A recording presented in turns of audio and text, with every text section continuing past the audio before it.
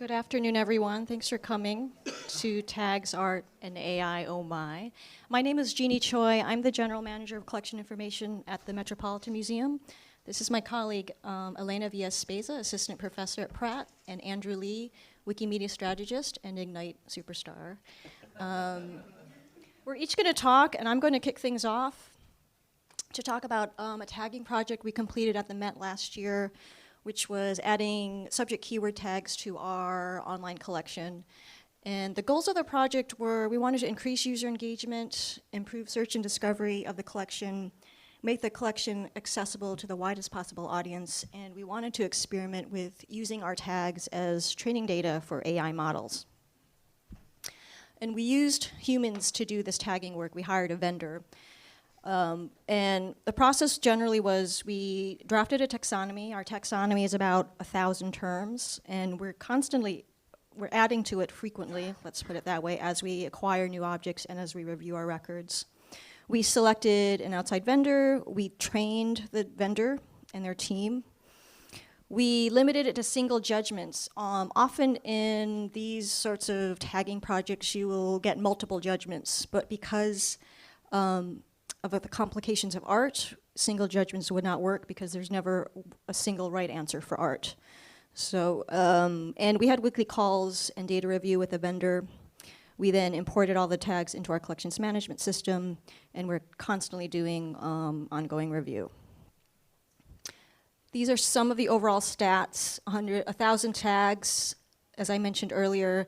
233 objects are tagged. Our top tag is men. Surprise, surprise. Women, 38,000. Portraits, 35,000. Flowers, 20,000. And some fun facts, even though men are our top tag, female nudes outnumber male nudes. We have 3,000 dogs, and we only have 600 cats. This is the tag distribution, so it's all about the long tail. 90% of our tags have less than 1,000 occurrences. 60% of our tags have less than 100 occurrences. So men, portraits, athletes. We have a lot of athletes because we have a large collection of baseball cards, so that's what skews that. But most of it is the long tail. And actually, some of the most interesting terms are in the long tail. So as we were reviewing these tags, we noticed some issues that cropped up. And I'm going to go through some of the things we noticed. The first thing we noticed is completeness. So this is an embroidery, and it's a circus. So it was tagged circus. That was the only term it was tagged with. But there are also tigers, acrobats, dogs, monkeys, horses, elephants, snakes, men and women. None of those terms were tagged by our vendor. So we found a lot of issues where they did not, add all the relevant tags. This is another example. It was tagged women, but for some reason they didn't tag the horse, which is fairly prominent. Another issue we found was accuracy. So these are just 3 examples. So this is a cathedral, and it was tagged mihrab, which is a prayer niche often found in mosques. This was tagged crucifixion. It's actually a kneeling saint. And the object on the right was tagged lighting. And you can sort of see why it was tagged lighting. It's actually a hat on a stand. And that was actually in the title. It said man's hat, but it was tagged lighting. So I always when I find these errors, I go into slight panic and I think, what else is wrong? But luckily, we don't have too many of these really inaccurate tags. The other issue we found was subjectivity. So we included terms in our taxonomy related to human emotions, and all these images were tagged with the same term. Does anyone want to try to guess what was tagged? Fear. Good. These were all tagged fear. This is a ghost. This is a person encountered with a ghost. That's a baby portrait. This is a Austrian New Year's card of a woman standing with pigs. I think she looks more adoring than fear. But this is where you get into subjectivity. I didn't think they were fear, so I actually removed them. And we use these terms very limitedly because it is so subjective. But the most common issue we found is relevance. So we told the team to tag what they see. And people interpreted that differently. So again, anyone want to guess what term was used for all these images? Close, tree. So tree was tagged in each of these images, which there is a tree in each of these images. I wouldn't say it was relevant to these images, so we removed that. It's not incorrect, but it's not relevant. And so we're spending a lot of time fixing these. Then we have these sorts of images, and this is when we get to talk about AI, this is something an AI model will never be able to answer correctly. So how many women are depicted in this slide? How many men? If you had said 4 men and 4 women, you would actually have both been correct. So on the far right, that is a male Japanese actor depicting a female dancer. These 3 images depict the same person. This is someone called the Chevalier d'Eon. He was a French diplomat in the 18th century. For various reasons, he was sent to live in exile in Britain because he tried to blackmail the king. When on his return to France, he was forced to live as a woman. So these are all the same person. I actually found this by chance when I was reviewing images in our database, and I still haven't tagged these images. I don't know what to tag. I don't know what to tag. Should I tag them as women? Should I tag them as men? Should I tag them as both? The problem is there's nothing in our collections, our cataloging record to explain this story. I actually had to go to Wikipedia to find out what was going on. And it's actually a really interesting story. We have nothing in our record to tell it, which is really, really sad. So if someone saw this record and saw that it was tagged a man, it would be very confusing. So I still don't know what to do with these records. And then we have a lot of images like these. So this is a portrait of a boy. This is a work by Renoir, Madame Charpentier and her children. So the child in the middle is a boy, and the image on the far right is a Native American chief. So our vendor pretty consistently identified Native American men as women, I think because of the long hair. And any machine learning model, if they saw this, they would assume it was a girl for obvious reasons. But it was, the practice at the time for boys to wear dresses. So we're going to get to the AI tags a lot more, but this is where a model can get really tripped up. So I want to move to our partners and what we're doing with this data. So during this process, we were put into contact with machine vision scientists at Cornell Tech, and we told them what we were working on, and they said, wow, that's going to be a really interesting data set. It would be a great focus for a data science competition. So Kaggle is a website for data scientists. It hosts several competitions.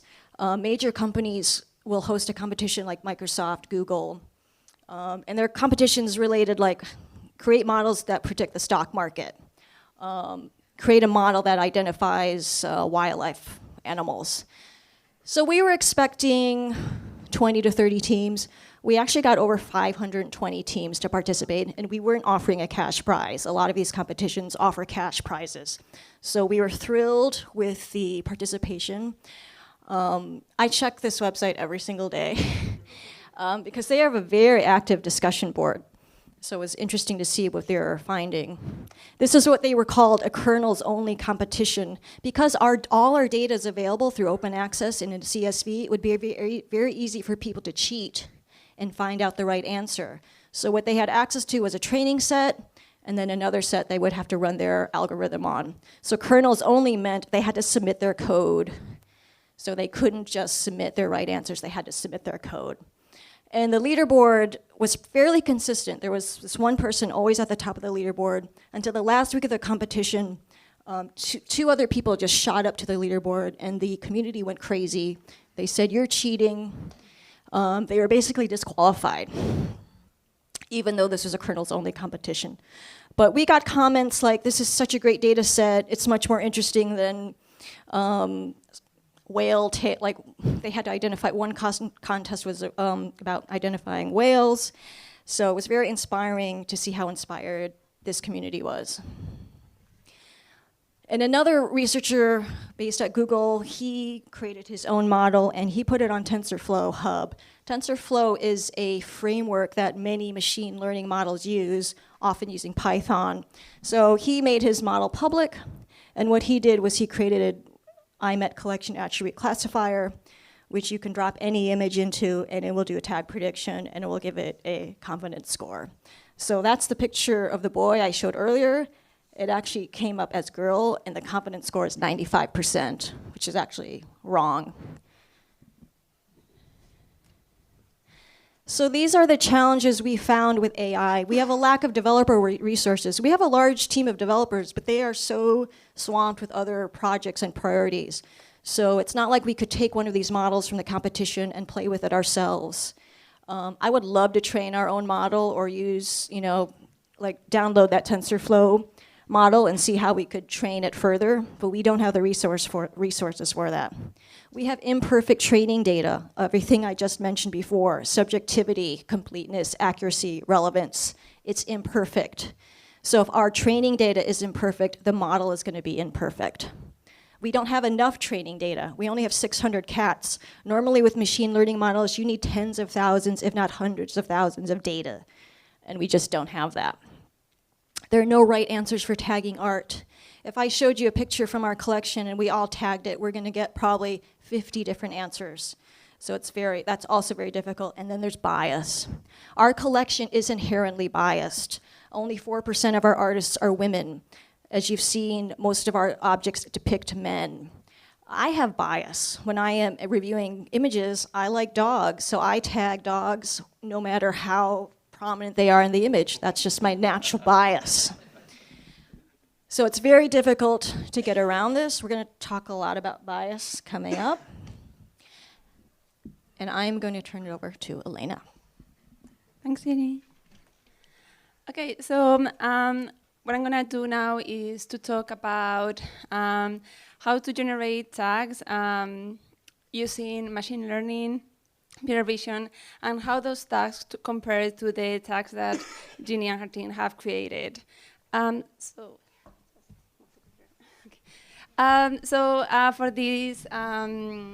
For this study, what we used was image recognition to generate different labels. We focus on a specific data sample from the Met's collection. We analyze the highlights, which are a selected number of artworks from all these different departments from the Met. We look at those that are in the public domain, which image is available. So in total, tags and labels were generated for 1,414 objects from the Met's collection. So we gathered the data, just briefly on the methodology, we gathered the data through the Met's collection API. With a script, we gather all the images, and then we use Google Vision API, and then Amazon Recognition to generate all those tags. So in summary, you can see here the three kind of like systems that generated the tags for this object from the collection. Which is interesting is, for example, the unique number of tags. So from the human-generated tags, we have 537, from Google Vision 918, which is the highest unique number, and then from Amazon Recognition 733. I think the data that is interesting to highlight is the average tags per object. For the ones generated for humans, on average we had around 2. And you can see how high that is for Google Vision and Amazon Recognition. There are reasons behind that. For example, we didn't tag medium or art form. So those tags actually are generated by Google Vision and Amazon Recognition. Then those AI tools also add a lot of similar words or synonyms for the same object. So for example, for a photo, they will add photograph, photography, and photo. So basically adding 3 tags, while we will probably, I mean, in that case, we will have none because we don't add medium as a tag. That's a separate field in the database. In the case also of human tagging, we didn't add a tag when it was the same as the title. So if an object was a chair or a vase, we would not tag, in that case, the object with that tag. So here I'm going to show you some examples so you can get a better picture of what I'm talking about. So here's an artwork I claimed, and you can see the human tags that were added were girls and portraits. For Google, it was painting, pink, art, visual arts, dress, acrylic paint, illustration, watercolor paint, and flower. For Amazon, it was art, person, human, clothing, apparel, painting, rag, dress, robe, gown, fashion, evening dress, female, and canvas. So you can see the number of tags and the differences between those 3 systems. Here you have another example, this one for a mask. And this was also an interesting one. This is a chair. And what is interesting is that, I mean, I will zoom out in a second again. So this is a chair, and what human tagging was able to do was to go zoom in and tag everything that was depicted in the chair, like getting all the details, which Google and Amazon were not able to do. Actually, I found pretty accurate that Google was able to identify it as a chair based on the image you just saw. Amazon didn't get it right. It thought it was like a rug or quilt. So how were the tags used across the collection? Similar to what Ginny presented, long tail distribution, and interesting, I mean, Google and Amazon used some tags that for us were not relevant at all, and many objects were tagged by, with that, like art or artworks. We wouldn't tag that for the collection because all our artworks are art. And it's actually interesting that out of like 1,400 objects, like Google said that only 875 were art, and Amazon thought it was only 540. I'll talk a little bit more about the differences, but there are clear differences between the tags that were used. Actually, looking just at unique tags and how they overlap between the 3 different systems, this diagram shows that only 12 tags were exactly used in the same way by the humans, Google, and Amazon, which, I mean, I have to say that I didn't compare like synonyms and also like plural versus singular, which may that number probably increase, but still, like if you look at the long tail, the usage of tags is very, very different. So it's a very small number of tags that overlap. In the case of Google and Amazon, the number is much higher. Actually, 40% of the tags used by Amazon are also used by Google. Some of the reasons why there are those differences, what I mentioned before, we didn't tag with medium or art form, and we sometimes the machines will tag color, which we didn't do, or art movements, like modern art, contemporary art, we didn't do that. And in the case of humans, as Ginny mentioned, we tag emotions, also some actions like dancing, reading, which the machine didn't do, and also it was very detailed, the human tagging of what was depicted on an artwork, while the machines were like more generic about what the artwork was about. So now, going back to accuracy and all the different criteria that Jenny has mentioned in terms of assessing how useful things are. So while Jenny didn't find many examples about issues with accuracy in terms of using humans to tag the collection, that's the biggest challenge, I think, for AI. You can see a diaper bag for a dress, a birthday cake for this vase of skateboard. Here are a few more examples. So this musical instrument identified as a weapon, this Egyptian object from 1500 before Christ, like a 3D modeling, or this artwork from Arms and Armor tag as modern art. So yeah, this is one of the biggest challenges. I mean, what is useful from these tools is that they offer you this like confidence score, which for adding maybe some tags to the collection, you may want to decide, okay, if it's like over 80% or 80 as a value of accuracy score, then we added it.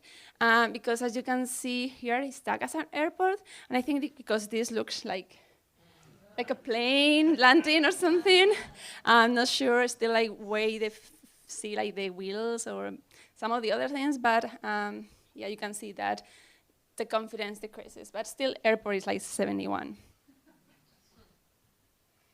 And then subjectivity. This is hard to assess because it's very subjective. But what I found is that like machines are adding a lot of terms that are like more like contemporary terms that we use. Actually, we had the data from Google Vision from 2 years ago that was very e-commerce driven, and all the terms that were used because how the models are being trained. So for photography, for contemporary, for some of the art movements, it works pretty well and it's very detailed. But from some other objects, from previous like art movements, very old objects, they are less accurate. And yeah, the terms used to tag those objects are more generic. The examples you see here, I mean, for this one is also pretty inaccurate for this Scarabac. Then completeness. And this I already mentioned that, and you saw it with the chair example, that the humans were able to tag much more than the machines. So you can see here how many things are being tagged versus Google or Amazon that just say this is a painting, art, or they try to, I mean, this is definitely not modern art. So you have here 2 other examples, like here going into the details of the actions like smoking or drugs. Maybe Jenny, you tag this one. Relevance. I mean, some of the keywords are accurate, but not actually very relevant for our collection. Like, I mean, tagging with art in a museum's online collection is not that relevant for users, you know, to explore. And one of the biggest challenges that, I mean, linked kind of with accuracy is the lack of context for these, like, models to tag the collection. So, I mean, these were accurate like tags. You can say portrait, or it's a gentleman. I mean, it's not a lady, but painting, person, a human. But the humans were able to see the context and tag this artwork with George Washington. Or here in the example, Google and Amazon identified this as a sculpture, a figure, a human, but we're not able to identify it as Cleopatra. And something interesting, I don't know because we don't know all the behind the scenes about all these tools like Google or Amazon, but what we notice is that they don't risk to tag with women or men, as we've done with like human tagging. A lot of the tags are just say like person or human, and they don't identify like a woman or a man. Or here in this case, like we have like male nudes, but not for the machine ones. So why all this is useful? We have to think about our users. As Jenny mentioned, one of the goals of having tags is to allow users to explore and discover our online collection. This is something we hear a lot from user feedback. These quotes come from surveys on the Met's online collection. They really want different ways to explore it. They want tags, or they call it subjects, but something where they can find about specific topics. So one way of implementing the tags is adding them to the search functionality. So when someone searches for those tags, then artworks are showing on search results. That will improve the discoverability of objects that don't have that information on the label, and the title, or in their description. And potentially, the machine-generated ones can complement what we use with human tagging. So some data about the usage of the search functionality on the Met's website. It is used by 10% of our online collection users. Here is the beginning of the chart of the long tail of the usage of different keywords and searches on the online collection. it includes actually 875,000 different keywords. So it's like endless like chart in my computer. So, I mean, you can see at the top, we have artist name, Van Gogh, Monet, we have art movements. But when you look at the long tail is when you can see where these tags generated by either humans or machines can be useful because they are very varied. And as I said, it can help to discover objects. Here are some examples. These are tagged by the word birds, but the word birds does not appear either on the title or in the description. And here's another example for the word dance, and it's depicted in some of the objects.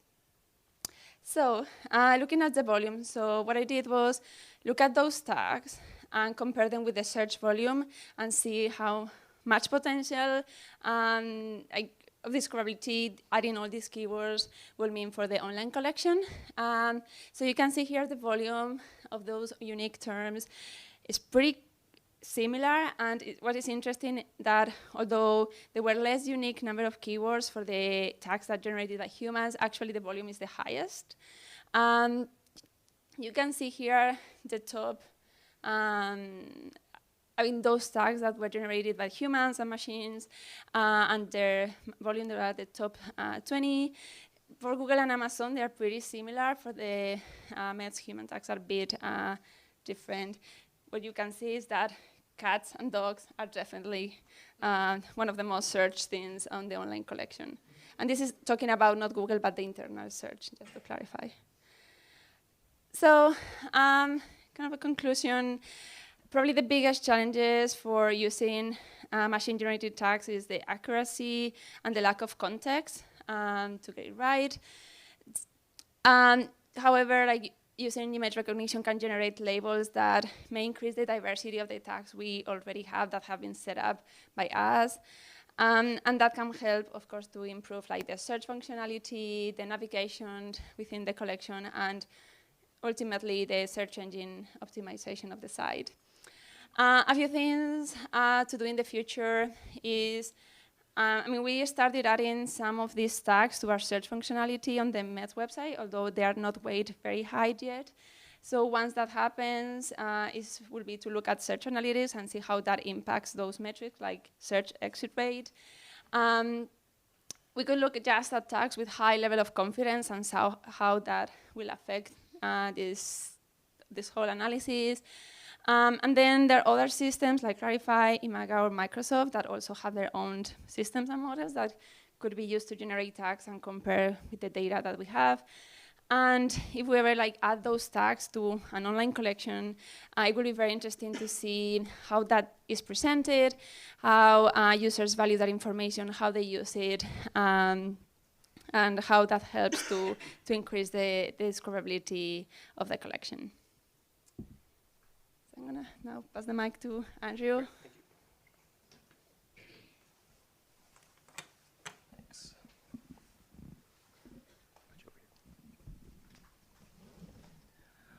All right, that was a great overview of what the Met has been doing with tags and the AI. And what I thought I'd show you is the project we did specifically with the Microsoft AI technology and how we fed those results into Wikidata and did some interesting things with them. Some of that you saw last night, but I'll give you some more details. So everyone knows about Wikipedia. It's got 50 million some pages across 200 plus languages. For English Wikipedia, you're looking at about 6 million articles. So that's about 10 times larger than Britannica, if you remember Britannica back in the day. But we like to think that's a lot of stuff. We're 10 times bigger than Britannica, but it's actually still very much highly notable topics. And if you think about it, even like highly notable Western academic topics that are in Wikipedia. If you look at Wikimedia Commons, I think a lot of you know about that, is the image and multimedia repository for the wiki projects out there. 50-some million media files, very wide project scope. So you don't have to be highly notable to have an image in Wikimedia Commons, but it's not very structured, right? It's just kind of a big pile of images. And if anyone's ever tried to search it or look at the categories, it's a kind of a big mess. And discoverability is a huge problem in Wikimedia Commons. So that's where the need for Wikidata comes, right? And the Wikidata is kind of sitting in between. This is how we try to explain where Wikidata sits for a lot of the C-level folks in the GLAM world, because they don't really quite know what to make of Wikidata. I think anyone in collections management or works with linked open data says, this is a great thing. But to the C-levels, it's like, I don't understand what Wikidata is, right? So we try to explain it that it is the structured database of all notable works or items in a particular domain. So this doesn't have to be as notable as something that has a Wikipedia article. The nice thing about it is language independent, so we deal with objects and concepts and not lexical information. And it supports comprehensive linkages to collections, right? So we can have an object in Wikidata and have the LC identifier and the one in different national libraries and point out, be a master crosswalk database. And because of that, it's highly searchable, interactive, and scalable. And what does this mean? So we showed this to you last night, but in case you didn't get it loaded on your cell phone because the connections might have been a little bit sketchy there, hopefully what you saw was Wikidata loading up a query, a live query onto Wikidata, allowing you to actually drag and move these nodes around interactively. Right? So this is something that any of you can try yourself if you know the Wikidata items. If you hit the Sparkle code there, you just replace this one line where it says values, that long, long, long line with just the objects you're interested in. It'll find all the connections and graph it for you. That's it. So if anyone wants to play with it, that's something you can play with right now. Using that query. All right, so what do we do with AI and machine learning using Wikidata as the basis? So we use the Met subject keywords to train a machine learning model, and we use the image classifier to predict labels for other artworks. So unlike using generic Google Cloud Vision or recognition from Amazon or just a generic Azure image recognition system from Microsoft, if you feed your images in with the keywords, you're basically training a model. And what it effectively does is takes the neural network, chops off the last layer, and then you're replacing that prediction layer with your custom vocabulary and your images. Right? So it's a much better, a more customized version, which is why Microsoft's system is called Custom Vision. Right? So almost all these things work the same way, whether it's Google, Amazon, or Microsoft. It is trained with a very popular ImageNet base level of images and keywords, but by giving it your images and your keywords, you're training that last prediction layer to be much more specific to your data sets. Right? So training takes hours, but predictions are very fast. So once you train the model, you can feed it images, and it'll come out with predictions like several times a second. And this is what we did. We used the metadata to train it, but we actually fed it paintings from Cleveland, from Rijksmuseum, from all over the place just to see how it did, and it did pretty well. So we created a Wikidata game because the results are pretty good, but not good enough to just feed that result directly into the database, right? So how do you get folks to try to vet good predictions and bad predictions? Now, for most people, you're just going to throw up your hands and say, how do I get good from this pile of stuff that's questionable quality? Most people would stop, give up, or try a few years later when it gets better. The good news about the Wikipedia and the Wikidata community is you can get them to do cool stuff with this, right? So this is where we had a hackathon with Microsoft at their research facility in Boston. Jeannie there's looking very, very intense, asking deep, serious questions about how we refine our machine learning model. And this is basically what we did. We took those 200,000+ works that are hand key tagged, about 1,000 terms, and this is what Jeannie's worked a lot on customizing this vocabulary. We fed it into Azure Custom Vision. Again, we trained it using the images and the specific vocabulary from the Met. And then we came out with a prediction. So we came out with the predictions. So what do you do with 70% maybe correct predictions? Well, you feed it to the wiki community. So it's the most successful volunteer community pretty much in the history of the world. And you say, here's a bunch of stuff. Tell us whether it's right or wrong. And if you make it really simple to do this, you can get really good results. So what we did was it created a game. And this game is so easy to play. This is when we had a little reception at the Met. And we actually had people who'd never edited Wikipedia or Wikidata before. And they had champagne, and they had canapes. And they walked up to these screens, and all we did was say, here's a picture. Does it contain a boat or not? And you hit green if it's yes, or blue, no. You can hit the middle one, say, I don't know, I give up, or skip. All right? So you just give them 3 choices. Yes, no, skip.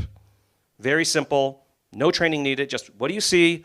Click on one of these buttons. I even had my 8-year-old boys play this game with no training, and they were meaningfully adding information to Wikidata. Yeah. So this is an example of what it looks like. So there's the painting. It says, does it depict a tree or does it not depict a tree? Right? So I think the trees are big enough in this image that I think the trees are significant, right? So I would say yes, depicts a tree, or you can hit skip. And we actually had multiple entries. You could go process horses, soldiers, dresses, houses, flowers, whatever you wanted in this setup there.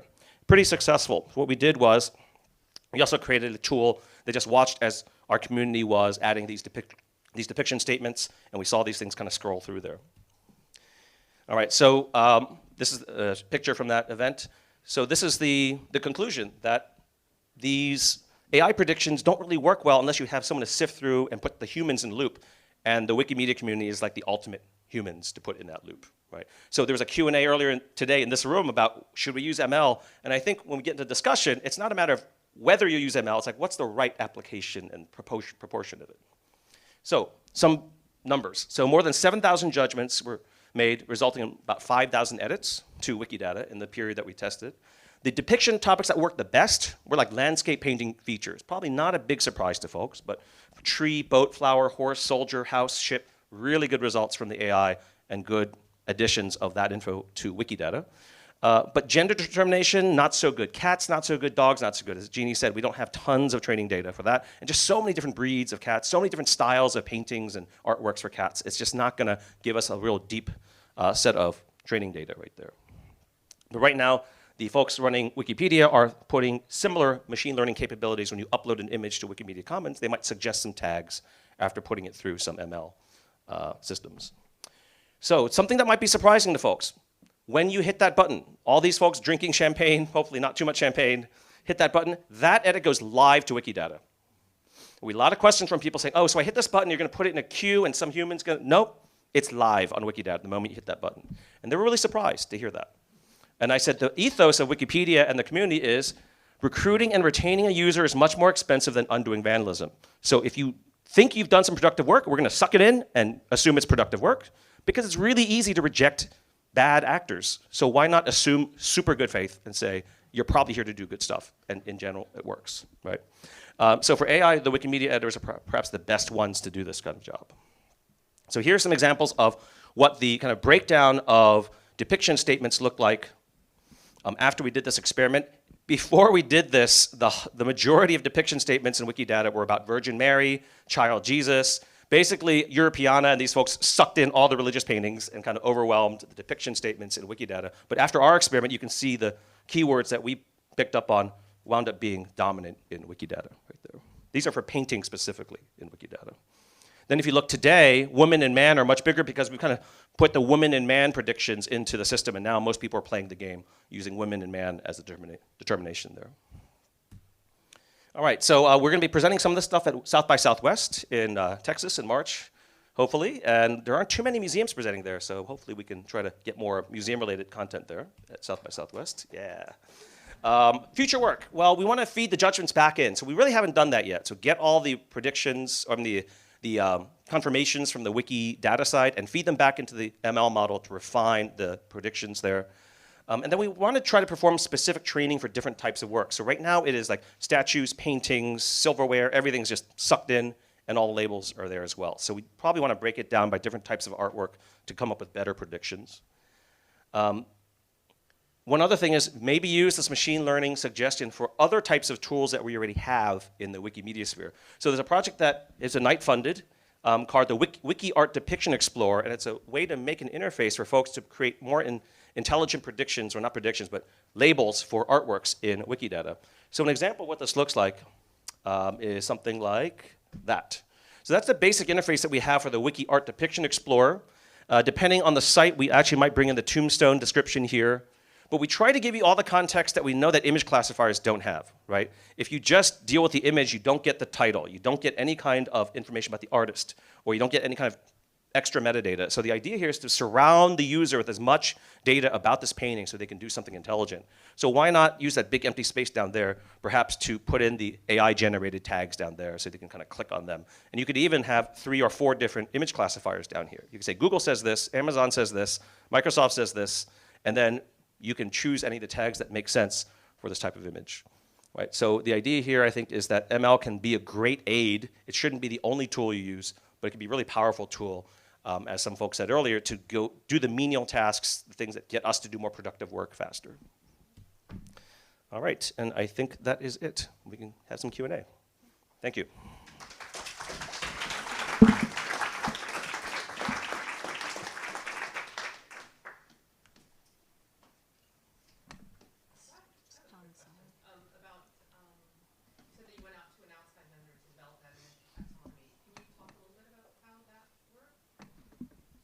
Yeah, we looked at, we had to, because our procurement department requires us, we looked at multiple vendors.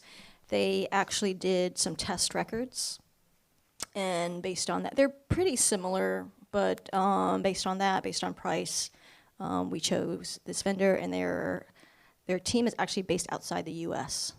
So that brought a lot of issues because they weren't familiar with Western names, events, that sort of thing. So those tags were missed.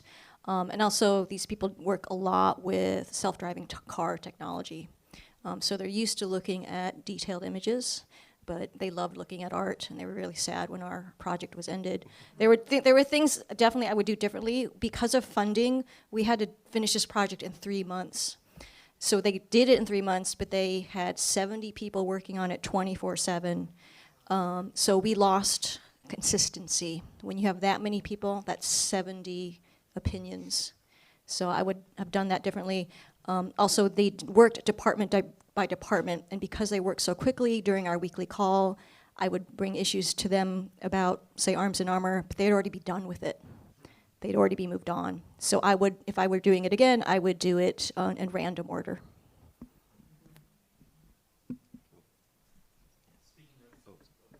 Speaking of self-driving cars, I think we can all say that we're sick of choosing all the pictures in a CAPTCHA that feature like, what if we could replace that, at least within our own communities, with the game that you've got there to say resistant and get potentially thousands of votes a day? That's a good idea. Yeah. Classify art. At what point did you take the tag information from your vendor and put it into your actual database that went subsequently public as opposed to a test or prototype? We did that they finished in April. I imported them. We did some cleanup. We spent a lot of time cleaning up, but then I imported them into our collections management system. It was pretty simple to do, but we did it about 5 months after the work was completed. So now all our tags are in the collections management system. They're in our API, they're in our open access CSV, and they're also searchable now on our online collection. Well, right, I would like to weight them as Tombstone. Tombstone is weighted very high, yeah, but it's in the queue, it's in the developer queue, so they're actually weighted too low, I believe, right now. So what's the taxonomy that you guys use? Did you give them like the AAT to use or Chanel or? We made our own taxonomy. We looked at the AT, and I referred to the AT. AT is way too dense for our needs. If you search tree in AAT, you're gonna get 10,000 scientific names for trees, whereas we just need a tree. And we made the conscious decision. We wanted fairly general because we had this time crunch. These were not subject matter experts, but our taxonomy's fairly basic. And like I said, as we review records, I add terms because, but sometimes I'll see an image and I'll say, oh, that's just a one-off, and then I'll find like 10 more examples. So it's constantly moving target. So have you done a post-tagging analysis of correspondence with AAT or icon class? I have not done that yet. No. I'm trying to do that for Andrew. We're trying to map our terms and get the AAT ID so Andrew can put that into Wikidata. It's very slow going. I'm using OpenRefine. It's just very tedious. So. When you're talking about the Wiki game part of it, did you do any testing on what the actual retention, like how long would people play it, how many tags would they put in, or kind of how long that gamification actually held their attention when it's just 3 seconds? Yeah, that's a great question. I don't think anyone has done that because the funny thing is the game interface has been there for years. It's kind of a generic framework, so if anyone wanted to create a game for it, it's actually quite simple. You just need to kind of have an API that supplies things and then 3 decisions, and that's it. So that's a great question. We should look into that to see what the average engagement is. We could probably go back and look at the edits to Wikidata that resulted from the game and get some basic information about how much people played that game.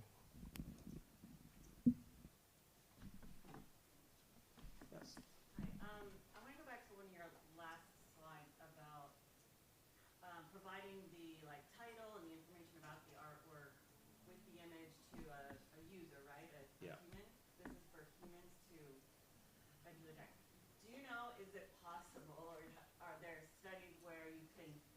a machine of image and text. And so then, like, if the title is a boy, don't tag it girl. Right. Right. Yeah, that's a great idea. I mean, I don't know of anyone who's kind of looks at the total record and tries to do AI based on everything you find in the record. Microsoft Cognitive Search is trying to do that. I don't know if anyone from Microsoft is here. Yeah, and we also have some tricks in this interface so that if it says, you know, just some basic heuristics, like if the title is like all proper nouns, like if it's like Mike Smith and then has a date dash another date, then we will look up someone of that name, born in that year, died in that year, in Wikidata and provide suggestions saying, here's a Mike Smith that was born in that date and died in that date. So we try to provide smart suggestions, but I think that's a good idea, is look at the total record and try to do some machine learning based on everything you see there. That way you'll remove some very basic errors. That's right. And I have one other question, actually. So I guess this is more for Judy. How does this go over with your territorial staff on, as you mentioned, not subject matter experts tagging things? Yeah. So some of them think it's great. Others do not like it. They do not like it at all because it's not data. It's not content they've created. It's loss of control. So because of that, our tags are not visible yet on our object page.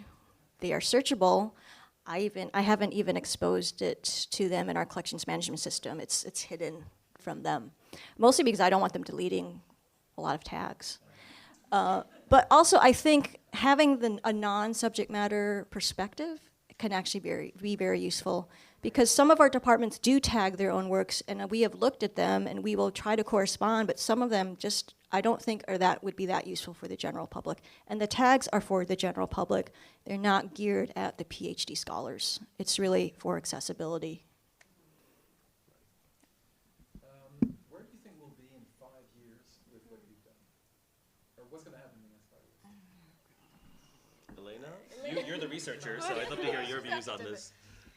I think what we've seen, which is interesting with Google Vision particularly, I mean, we had the data from 2017 and this year, and it has improved so much.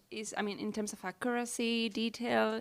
So I do think that maybe in a few years, like, these models will become much, much better, and maybe, you know, museums can come together and like train the model, and then this can be much better. And I see some museums, I mean, I've been working on a project called Museums and AI, and I know there are more museums at this current state. So I think maybe at one point, like, one will say, okay, I'm putting them on my online collection, and let's see what happens. We actually talk about maybe how you can display and make sure that you let the user know that this is like machine-generated data, so it's not like generated by the museum, and like, I don't know, like if you see something like wrong, like you can email us, or maybe there's a system to get some feedback. But I think at one point museums will start adding this data to the online collection, hopefully, because I mean, I see the data from the users, and you can clearly see that these are words people are searching for. I mean, one thing we're looking at doing very soon in the near future is to add a visually similar search option on our object page. That's very low risk. It's not tag prediction. It's just this image looks like these other images. So in a related objects setting, just to get people to continue to explore the collection. So that is doable. That technology exists now, and they're pretty good. So we're hoping to do that in the near future on our site. Yeah, actually, we tacked the hard problem first. I know like Barnes and other folks have done the visually similar for a while, so I guess we like making life difficult for ourselves by hitting the hard questions. I mean, the funny thing is, as Lena said, it's amazing how far the state of the art has come in 5 years. Like, I've been studying or observing AI since 1980s when I was in computer science, and I'd always been very skeptical of AI. And even when we had this hackathon with Microsoft, I was kind of going in like, all right, you got to convince me, because I'm really not on the side that AI is going to provide us something useful. And after that 2-day period, I said, whoa, things have really come a long way in like the 3 years that preceded that hackathon last year. And those tools are also becoming more accessible and more user-friendly. So actually, me and my research assistant, we gathered the data in a week. So is actually pretty doable, like to gather. I mean, then the QA is probably what takes now longer, but technology is there and it's becoming much more accurate and also accessible. Yeah, a big portion of it is that the libraries are so freely available now. The training data is open source. The computing power is fairly cheap.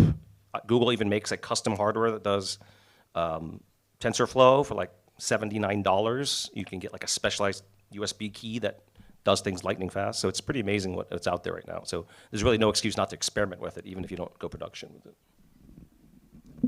So you kind of talked a little bit about synonyms, but how robust are the tags to colloquialisms or like things like searching for lady or ending up with woman, and how robust is the tagging process to that? The way they're stored in our collections management system, we have the ability to enter equivalent terms. We haven't done that yet because I don't know if our website search will be able to understand that because they're really just pulling the terms. I would love it for them to pull the equivalent terms, but we're not there yet. In Wikidata, you have the ability to do that, just inherent with what Wikidata does, right? So if you label it George Washington, then you don't have to tag it man as well, because Wikidata knows it's a human male. So any search for man can surface that as well. But most CMSs, at museums are not semantic, so there might be some bridging of those two worlds at some point. Have you had any problems with offensive tags, not just incorrect, but either machine generated or even in the game? Some evil actor or something just wants to mess up the system. Our vendor did not, because they were using our own taxonomy. So, yeah. But the only offensive things were, gender. Gertrude Stein was almost always tagged as a man. Yeah, I mean, we're wrestling with it in Wikidata right now. Like, do we say Oriental costume? We wouldn't use that term today, but in that era, that's what they used, right? So we're still trying to figure out what's the right thing to do with these terms that have changed over time, whether it's Negro, Black, African American, all these things. It's not easy. We don't have a great, I don't think we have great policy about that right now, but we look to museums that might have better insights into this to help us out. I was just wondering, when you were talking about the amount of tags that were generated from the project, were you able to do an analysis of how many of those tags were not already in your metadata to see how many extra entry points you were getting from this? Even if they were in the title, for instance, a lot of tags repeat in the title. We wanted a consistent central place where everyone could search that. So there is a lot of overlap. Where we are removing tags are things where it repeats the object type. Like if it's a vase and it was tagged a vase, we're removing that tag. We don't want to set the precedent of having to do double data entry. But there is a lot of overlap with the title field. But we're leaving those because it's the subject.